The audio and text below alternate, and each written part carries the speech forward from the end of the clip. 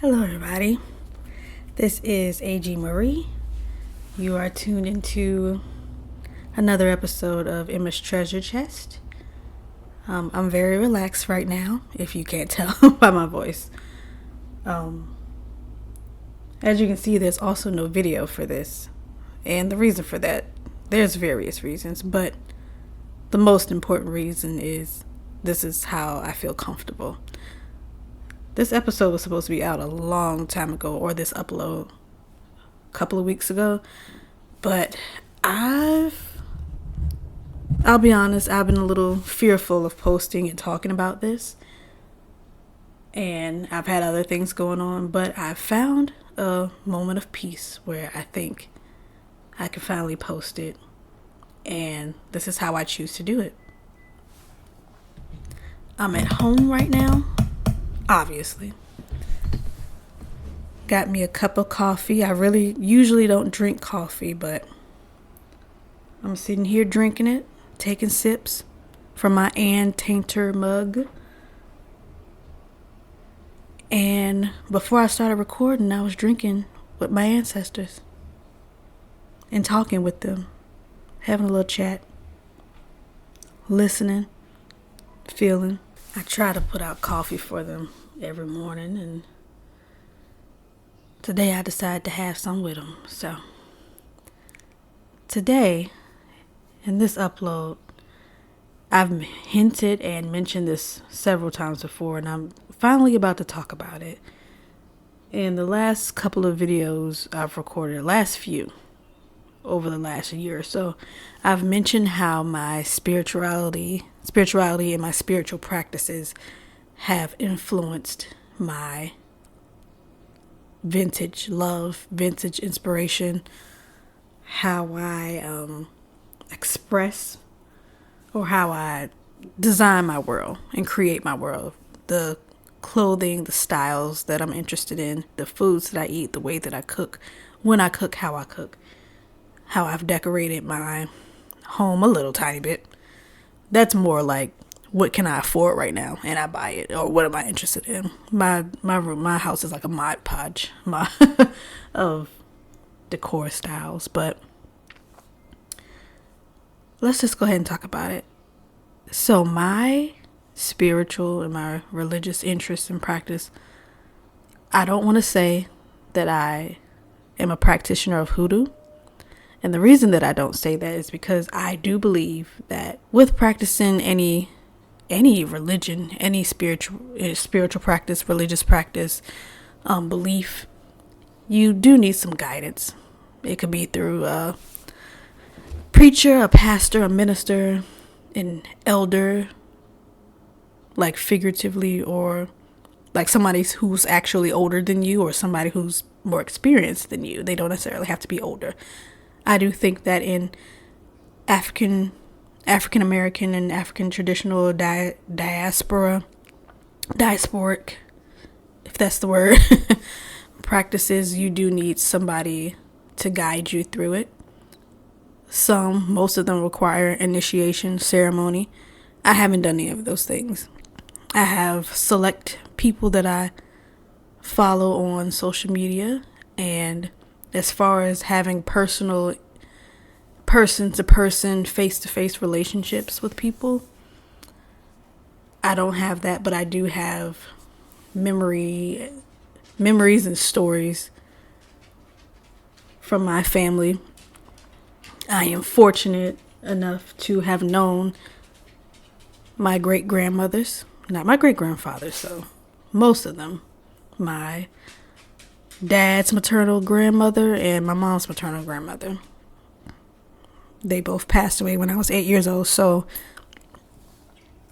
I navigate the connections that I have with them, especially my dad's grandmother, because I feel like I had more time with her as a child, that child to grandma, great grandma connection, because my mom's grandma, when I was growing up, she had already had, like, I think at least one stroke when I was a child, and then another one. So I didn't get to know her fully, you know, the essence of who she was. I didn't get to know that. She was a very quiet woman, even before her stroke or her heart attack, I believe. Yeah, stroke. Even before that, she was always notoriously a quiet, reserved woman. So I'm gonna start from the beginning. So, well, what I wanted to say was, I don't say that I practice, that I'm a hoodoo practitioner, because I feel like there are some requirements to be able to officially say that I have not fulfilled or even made steps to fulfill. And I'll talk about why later. But my religious and spiritual practices lean into that realm, hoodoo. So, I'm going to start from the beginning. I was born in the early 90s. Therefore, I was raised as a child of the 90s and early 2000s. Well, 2000s, basically. And growing up, I was everything. Church was my life. Church and school. Church, school, and errands. So most of the churches that I went to in my formative years and as a very, very little girl were family churches or family friend churches. So in smaller churches. The first church that I attended, I have very vague memories of actually being a member. Like, they're very short flashes of memories. I went to a church that was founded when my mom was a teenager, and my mom's family, her parents, my grandma, her stepdad, my papa, they were one of a handful of families that started a church in our city, in Richmond. I think it was in Richmond. The building was eventually there. It's still there now in one of the oldest black neighborhoods in Richmond. Well, it's not very black anymore, but what used to be a black neighborhood in Richmond, for the most part anyway. My mom stopped going to church, and me and my sister still went to church with our grandparents. So the first church, very flashes of memories. I remember, just, you know how you can remember unique pictures from your memory, but you don't remember actual scenes and actual detailed situations. So at some point, I would say, I believe it was 1996, one of the families that helped found the church or joined the church early on was my aunt and uncle, my grandma's sister, and her husband. Eventually, they branched off and started their own church. So, of course, my grandma's going to go with her baby sister. And we still visited the first church very often. And we went to that church. Or we branched off and we started attending my aunt and uncle's church. And I would say that is made up a huge chunk of my childhood. That's where the memories kick in. And my grandma there was my uncle. My uncle was the pastor. My aunt was, who's gone now. She passed very young. She was first lady and assistant pastor. My grandma was third in line, but I cannot remember what her title was. I know she was referred to as elder. The word elder. That's where when I say my spiritual influence comes from family. So even though it is very Christian. You know, sometimes in the black church, African American, black American church, a lot of things that are done in that Christian church are hoodoo. But we aren't going to get into that. Not right now. It's not for me to get in. That's not the purpose of this video. But yes, so my grandma was third in line in the church. I cannot remember her title. My grandpa was head deacon. So I was in church. Me and my sister, we were constantly in church. And then there were my cousins. It was family and other people that somehow came into the fray that weren't family members. And we had a few other family, like, it was a family church, basically. So if I wasn't in church, I was with family members who were also church folks. We were in church Sundays for Sunday school occasionally. If I'm remembering correctly, I don't think we had Sunday school every Sunday. I think that got to be a bit much, possibly. I'm assuming. I can imagine what it's like being an adult and having to deal with kids every single week. Like, I can imagine being like, so no, we're actually not going to do it this week. But or it could have been, maybe it was like a once a month thing. I can't quite remember. But there was Sunday school, there was regular service, there was occasionally a second service, rarely a third service. I hated those. The second and third service days, oh my God, hated them. Hated it so much. And it was basically an all-day thing. Even if it was just regular service, morning service was pretty much morning and afternoon. We would be in church probably from about 10 to 2 sometimes. Maybe 9:30 to, I would say 10 to 2. But anyway, but then there was also choir rehearsal. I was in, the choir was basically the kid. We didn't even have a youth choir. It was just like, the church was so small, it was like everybody was the choir. So, or everybody that was not a pastor or a preacher was in the choir. So we had choir rehearsal. Then there was Bible study on Wednesdays. Once a year there was a revival. And then whatever fun activities we did. And I want to add, me and my sister mainly went to church with my grandparents. At this point, my mom, between the ages of about 3 or 4ish to about, I'll say 10, 11 maybe, my mom wasn't going to church every week. She occasionally went to a completely different church, but it wasn't like a weekly thing. And then we also spent weekends at my grandparents' house, so of course we just went to church on Sundays. So, and then we also stayed with my grandma throughout the week while my mom was working. My mom worked, we stayed at my grandparents' house. She would pick us up from work and we would go home. And so when we weren't in church, if we were doing any type of special fun activity, like, it was usually with our cousins, with our family members, who we also went to church with. And then on top of that, and it was fun. It was fun. My cousins were older. They were teenagers when I was a kid. So it was fun. I'm not talking down on that aspect of it. And then it was a really good time. Late 90s, early 2000s, it was like we had car washes, we had cookouts, and we went on trips. We went to different we went to some place in Pennsylvania that had like a Bible, I guess they did like Bible productions. I don't know if it was a church or a theater or something like that. We would go on trips like that. It was very fun, like literally renting a bus, or getting one of those big tour buses, and traveling. It was fun. But like I said, it was like we were in church Sunday, we were in church Wednesday, we were in church for choir rehearsal on Tuesday or Monday, whatever day it was. We were there for praise dance rehearsal at one point. That was Monday, Tuesday, Thursday was some day like that.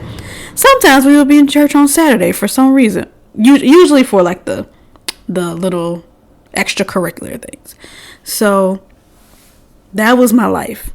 School, church, and I think one of the reasons why I have not approached or gone on the search for somebody to instruct me and lead me and help me and guide me through person to person or one-on-one through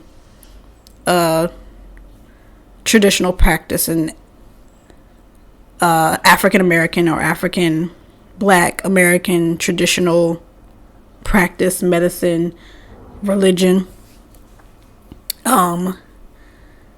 I think part of it is having gone throughout my life, friendship wise, family wise, related to family, related to friendships, related. Like, I have a thing with authority, basically. A thing where it's just like, sometimes I'm at a point in my life where I don't want to be led, if that makes sense. Where I'm just like, I want to break from that, you know. So yeah. In about 2003, my grandparents moved to Georgia. They moved to Atlanta. No. I'm skipping something. My grandma, in, I want to say about 2001-ish, maybe 2000, between 2000 and 2001, my grandma started her own church. My grandma and my grandpa. And at this point, my grandpa was also a minister. And I think she had that church for about 2 or 3 years. Again, a small church. We didn't have any family members attend with us, but with my grandma having her church, and then me and my sister being with her throughout the day. We were in church on Sunday. We were in church for the occasional Bible study. We were in church. We visited the previous churches that we went to. We visited other churches, even and at the other churches too. The family church that I went to, the first, my uncle and aunt's church.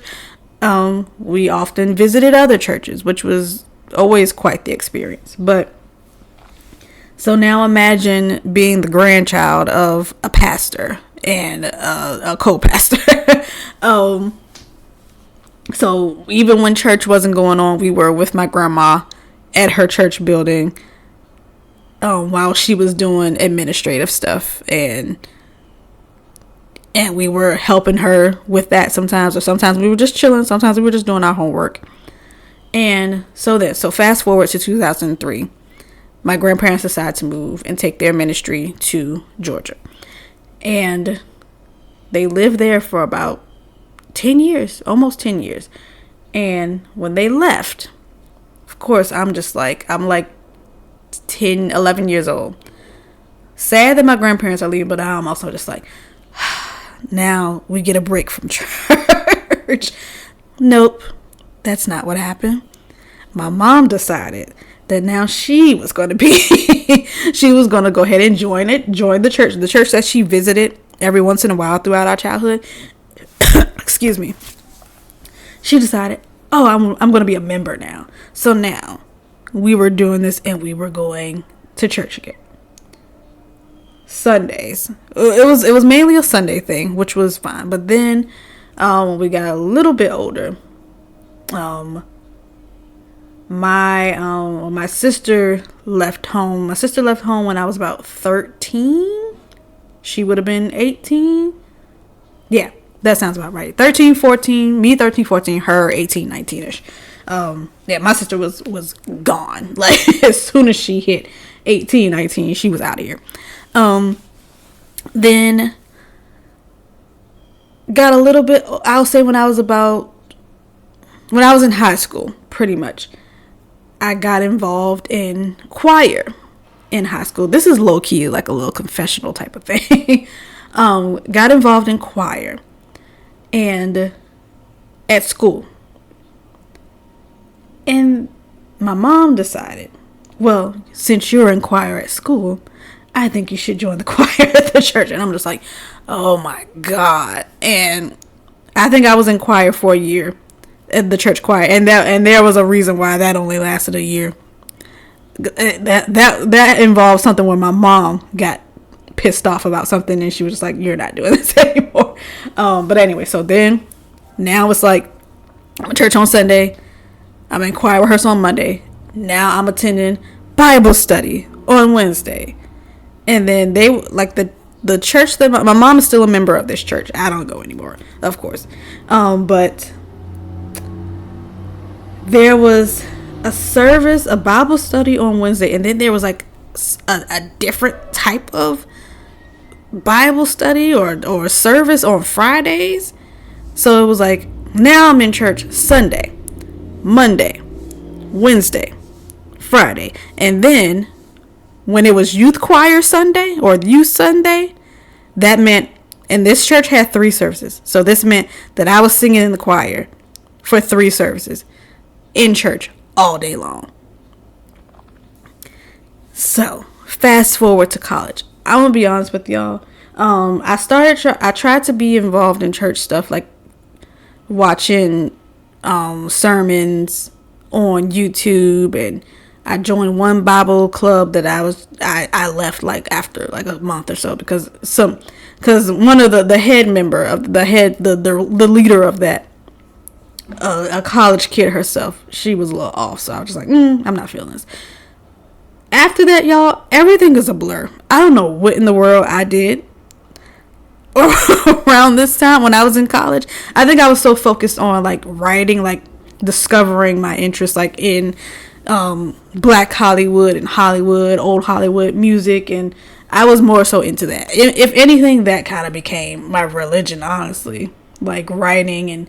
And once I discovered that I could be a screenwriter, that, you know, that was a thing that people could do and get paid for it, and I was just like, oh, this makes sense, because even as a kid I liked writing, but I don't know what I was doing spiritually. Like I don't know. It's possible that when I went home for breaks, I went to church on Sunday because I didn't have my own car. So I think I still went to church on Sundays when I was on break. I could be remembering that wrong. Fast forward, I get out of college, and I'm trying to remember, because when I was younger, I used to read like astrology books, and my mom had like books on astrology, so I would read through those. And I think around 2014, 2015, I started getting into astrology again. But what actually ended up happening was there was a celebrity that I felt like a particular connection to, and I was like, oh, this is interesting. And I think in my going down the YouTube rabbit hole of finding things, I think I came across a tarot reading about this person, and that got me into tarot, as it actually said. So I found this person, and then I started following other people, and then this is when I started getting back into studying and reading up on astrology. Still have a basic level knowledge of that. And then I came across more Black spiritualists, because at this point, the first tarot reader that I followed was a Black woman. I don't think she posts much anymore. I think she still does the work, but I don't think she's online as much anymore. Her name was Taja Beyond, and she still posts occasionally. And I started following a few other people and watching their videos. And then I got my own tarot deck, and I started reading for myself. And I started studying and reading books and you know, kind of getting into that. And like I said, I started learning about me and one of my friends. I'm not going to put his name out. We kind of were on the same path together at the same time. We were both learning more about spirituality and Black, and it kind of coincided with us coming into our own as like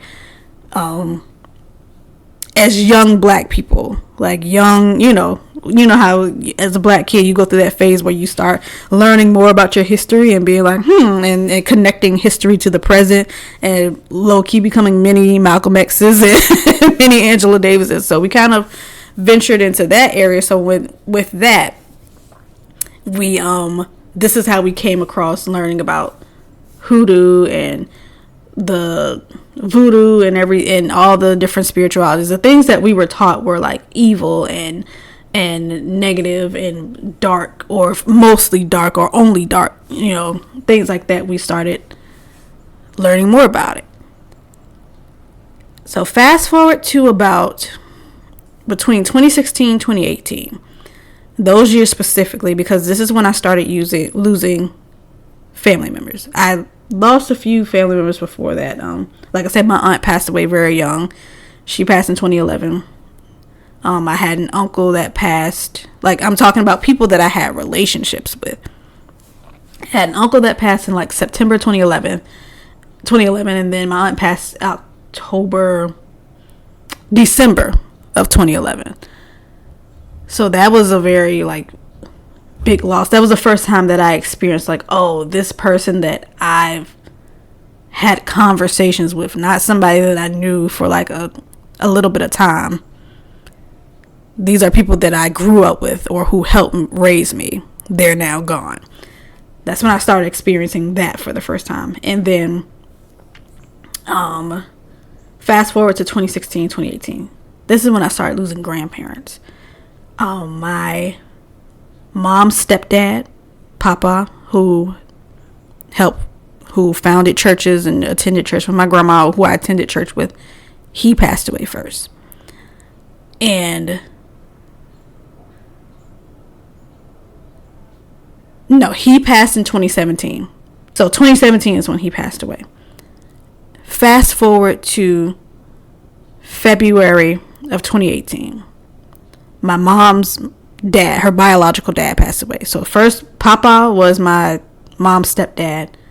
Grandpa, that everybody else called Papa, but we called him Grandpa because we had to, that was the differentiation that was set. Because I'm not gonna get into that, but Grandpa passed away February 2018.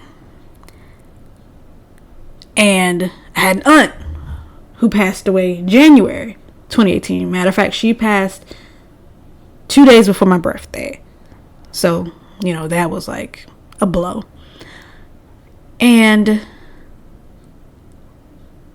this is when, with my grandpa, my mom's dad, biological dad, that I want to make it clear I did have a relationship with him. If it sounded like I was hinting that we didn't have a relationship. For the first time with him, I saw, because my mom's stepdad, he died suddenly. It was like he had a brain hemorrhage. My grandma just happened to wake him up in the middle of the night to take his medicine. And he had he had dementia. I don't know if it ever became Alzheimer's. My grandma was pretty mum about that. So basically I saw him one day, and 2 days later he was on his deathbed, and he couldn't talk, couldn't have any conversation with him. He didn't know who anybody was. He was essentially like a child again. He couldn't do anything on his own. He was basically not here anymore. And I didn't get to talk to him. I didn't have that quote unquote last conversation. Our last time together was when I took him, because he started attending adult daycare. And when I took him one day, we were listening to, I played some doo-wop music, because that's what that was the music when he was young. And I'm getting a little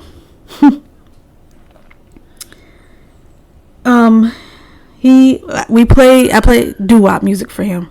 I've got neighbors moving in, if y'all can hear like doors closing and everything. But I play that music for him, and we spent time together after that, but I think that's my last great fond memory with him. And that ties into, that's where music has always been important to me, but that's when I realized just how powerful music was. Because it's like, now I can't listen to doo-wop music or Motown without thinking about him. And then, so we move forward to my biological grandpa. I was able to visit him in the hospital, but he reached a point where, because he was in the hospital so long, there's a name for it, I can't remember what it was, but he was in the hospital for so long without with his window, outside of his window was a brick wall, so he couldn't see outside. he got to a point where he thought he was in the 70s again. I wasn't there to witness it. My mom and my aunt, one of my other aunts, she witnessed this. They witnessed this, where he was in the hospital bed. He kept getting up, trying to get ready to go to work. And my mom had the realization, it was just like, he thinks it's the 70s. And by the time he got home, he was brought home, I went to go see him, and I am almost certain that he thought that I was my mom. Because he was just like, it was 1 o'clock in the afternoon. I'll never forget it. It was 1 o'clock in the afternoon. And I was about to leave. And I was like, well, I'll see you later, Grandpa. And he's just like, okay, good night. Good. Thank you for, I can't remember. I remember him saying good night. Like he thought I was about to go into another room and go to bed. And I thought, I was like, I think he thinks I'm my mom. And after that, he kind of declined really fast, or went on a fast decline, and eventually passed away like about a week or so later, a couple of weeks later. But I was able to have a conversation with him. But the conversation that I had was, I wasn't talking to the grandpa that I knew. I was talking to a different version of him. So this is where I first learned the importance of time and certain eras and periods of our life, of our past, being meaningful. Because my grandpa was in the 70s or the early 80s again. And something about that was important to him. About that time was important to him. And fast forward a few months later, several months later, September, 2 days before my dad's birthday, my grandma passed, his mom passed away.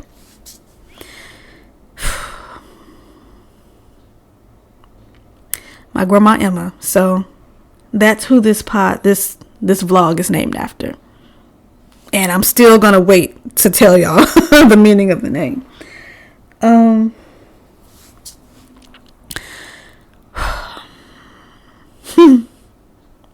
This wasn't supposed to go this way, but she had cancer.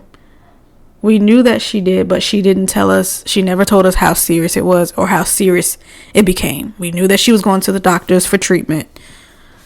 But to this day, I don't know. Her mom, my grandma Judy, my great grandma, the one that I said that I had a stronger relationship with as a child, she died of colon cancer. So I can't remember what my grandma, if she even had colon cancer, if it started as colon cancer. At some point it spread to different organs, and I don't know where it started, where which organs it was. I can't remember. And again, she was not telling anybody anything. I think the only people that she gave detailed information to was my mom and my uncle's mother-in-law, because my uncle's mother-in-law, my dad's brother, basically, took her to the hospital sometimes for treatment. And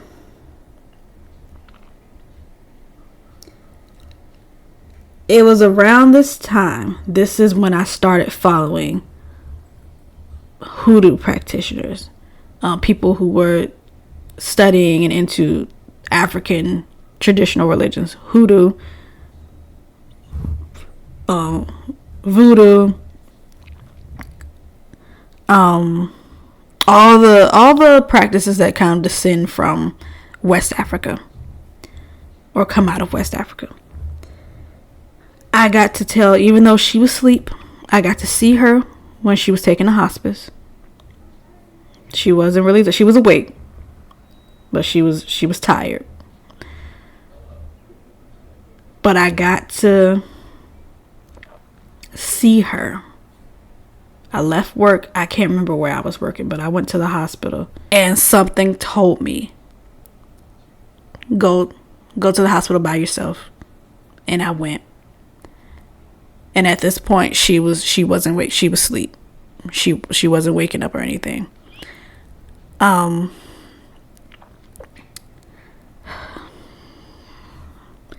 So I got to tell her goodbye. I went to the hospital. I sat with her. The TV was on. I can't remember what was on the TV, but I remember the TV being on. And I sat with her for a bit. I think I said her name. I think I said, "Hey, Grandma," like talk to her like I was just, "Hey, Grandma Emma, I'm about to sit with you for a bit." And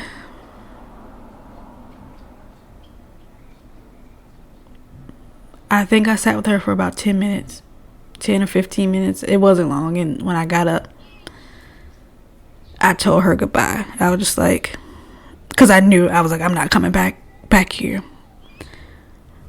So I told her, I was just like, I love you.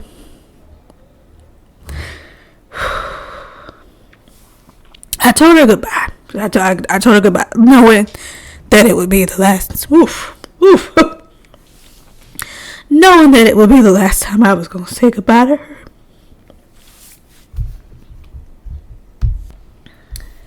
Alright. I had to get myself together really quick. Because I know her. This was not supposed to be what happened in this video. But I could hear her voice. Not in a spiritual way like her talking to me, but me remembering. I know she's probably like, please stop. Like, you don't need to be doing all this. Because that's how she was with her funeral. When she was planning her funeral, she was just like, I don't close casket. I don't want people all standing over top of me crying and all that. Just put me in. The service don't need to be no more than 30 minutes. And put me on the ground. Like, she was very much like, no, I don't want all that carrying on, and I don't want to be out for too long. So yeah, I said goodbye to her for the last time. So around this time, this is the first time that I started, my view of death changed. And that's when I finally understood what it meant when people said, like, when somebody dies, it's not necessarily goodbye, it's see you later. But for me, it was more so like, I'm not saying goodbye, I'm now able to talk to you in a different way. Our relationship is about to transform. This is when I understood, okay, my grandma's, when it really made sense. Oh, they're not here physically, they're here spiritually. And people used to say that, and I'm like, okay, whatever. I want them here physically. I miss them, and I miss them. I miss my grandma. I miss my grandparents so much. My maternal grandma, thankfully, is still here. She's kicking. She's doing her thing. Girly is like all over the place. Sis still drives when she shouldn't be, but I'm not gonna get into that. But my grandparents that have passed on, this is when I started losing my grandma is when I started to understand I can now talk to her in a different way and talk to her more often. And not to say, oh, I got full access to my grandma. I can talk to her whenever I want, or she can talk to me whenever she wants. But more like, now there's a different type of limit to my relationship with her. Obviously, there's a physical limit. Whereas before, it was like the limit when you have people in your life, elders, family members, friends, the limit is the limits that we create as humans on earth. Whereas now the limit is the realms that we're in. And we can still choose. We can still be the ones that hinder that create that barrier. I have chosen not to. I have made the decision to carefully. I'm very careful. I'm not reckless, but I've made the decision to form and strengthen and maintain the relationships, even though we're two worlds apart now. So this is where the spirituality has changed and now influences my interests. So in the last video, I talked about how I was starting this platform, and this platform has gone through so many, like Keepers of Nostalgia, AG Marie TV, Kindaris Productions, all that stuff has gone through so many different iterations and changes and everything. And it used to be very old Hollywood centered. Like I wanted to look old Hollywood and style, like aesthetically create my platform and branding old Hollywood. And what has happened since this practice, my ancestors, so the ones that the ones that I've specifically had relationships with, that will be my great grandparents and my grandparents. So my great grandparents were young people in their 20s in the 1920s and the 1930s. So my interest, 1940s, I'll add that too, kind of center into that time and into that way of life. Both sides of my family were from the country,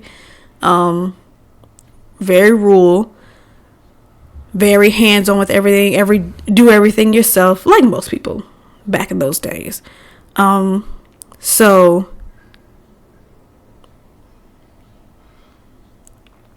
now when I talk about, I keep mentioning cooking all the time.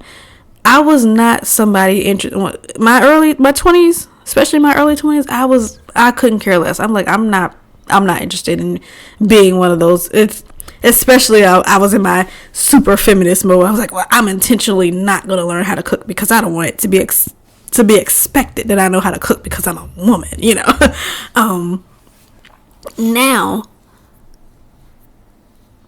in having that connection to, I'm always thinking like, and not just with my own family. I basically put myself in a place whenever I do certain things of 1930s, 1940s, because I have that connection to family members who basically thrived, whose lives started around that time. Like, I'm in my early 30s. They would have been in their early 30s in the 1930s, 1940s. So and it's probably going to change when I get older. When I hit my 40s, I'm probably going to move, and my interests are probably going to move into the 1950s. You know. If I don't know if this is making sense. I hope it is. But now the way that I live is very connected to that time. So of course, 1930s, early 40s, that's wartime and Great Depression. So whenever I like the way that I spend my money, the choices that I make, and it's not because I'm trying to emulate or be like my grandparents. I'm like, or like cosplay. That's the thing. Like, I'm not trying to cosplay the Depression era or World War II, but it's like, how did my family survive in these times, in these particular times? How did they find, what would have been their entertainment? What kind of music would they have listened to? Would they have listened to music? My grandma, who's my maternal grandma, who's still with me, she didn't have a TV. She was born in the 40s, and she didn't have a TV until she married my grandpa, and that would have been like the 60s. And so, having said that, so that means my great grandparents probably didn't have a television probably until like the 70s. I don't know, but just kind of exploring those things, like, how would they have taken care of themselves? I know my great grandpa, my mom's maternal grandpa, had so many different remedies. My grandma used to tell me about them all the time. Whenever his kids had colds, he would put onions on their chest. So I have not started doing that. I will say one day I misremembered what he did, and I had a stomach ache, and I put onions on my stomach. Which, and it kind of helped me feel better a little bit. And I told my grandma about it. I was like, did you say your dad used to put onions on y'all's stomach when y'all stomach was hurting? She was like, no. When we had colds, he would put them on our chest. And I'm like, oh yeah. I was like, well, I did the wrong thing. But just kind of putting myself, I'm taking care of myself in a way where I'm like going back and saying, because I'm gonna be honest with you, I'm not rich. I don't have a lot of money right now. And I know my family members didn't have a lot of money when they were my age. They had kids. My maternal great grandparents had by the 1940s, they had maybe 10 kids at that point. Total of 19. My aunt that passed away, that had the church, she was the youngest, and she was born in the late 50s.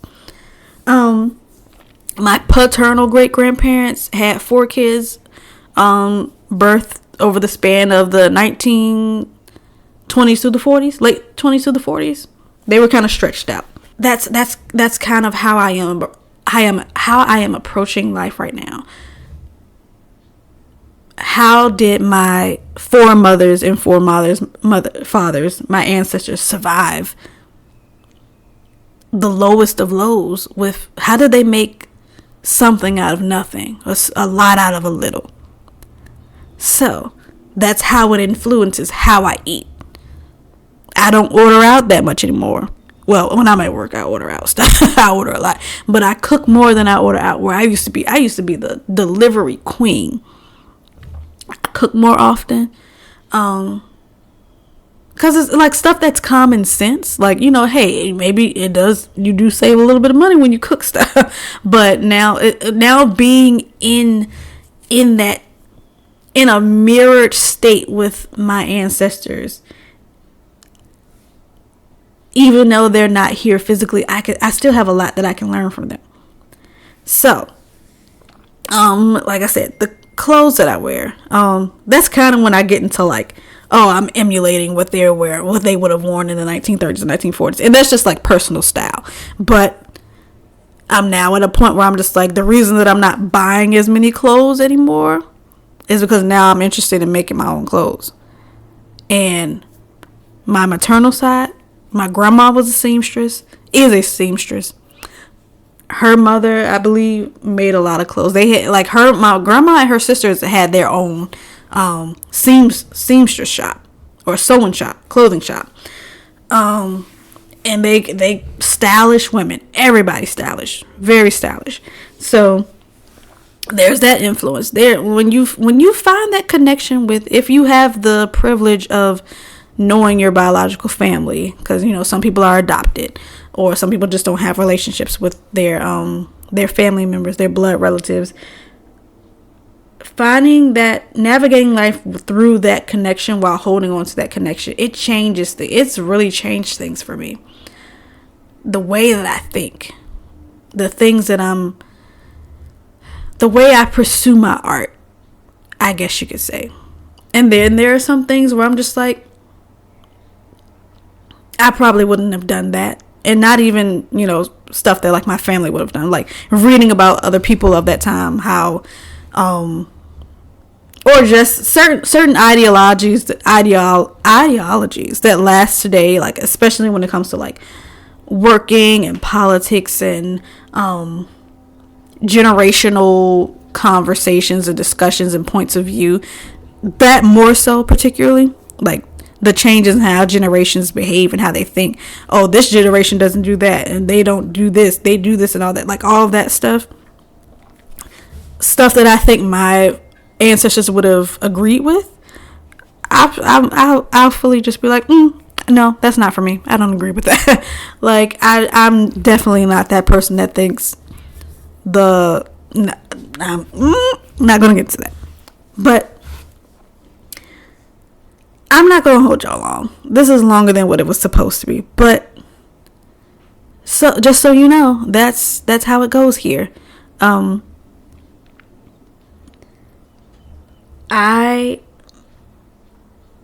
The veneration of my ancestors, the acknowledgement of them, the conversations that I have with them, the feelings that I feel, the energy that I feel with them and around them,